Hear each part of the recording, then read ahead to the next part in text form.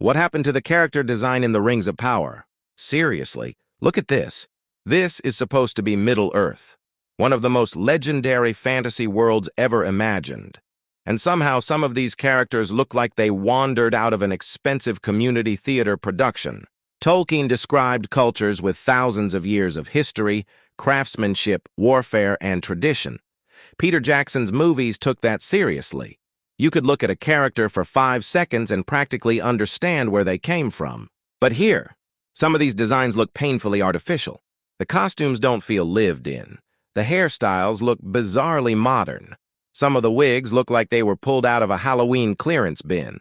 And instead of making these characters feel like inhabitants of an ancient civilization, they sometimes look like people wearing costumes 5 minutes before somebody yells, "Action!" And that's insane, considering how much money is behind this production. Look at the dwarves in the original Lord of the Rings films.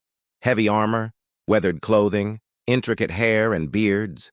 Every detail helped sell the illusion that this was an actual civilization beneath the mountains. Then look at some of these new designs. Where is the grit? Where is the weight? Where is the authenticity? This isn't about whether every adaptation needs to copy Peter Jackson. It doesn't. It's about convincing me that I'm looking at Middle-earth instead of a television set. You can spend a fortune on landscapes and CGI, but if your characters look like they're attending the world's most expensive fantasy convention, none of that matters. Tolkien gave you one of the richest fantasy worlds ever written. How do you have that much money and still make Middle-earth look this cheap?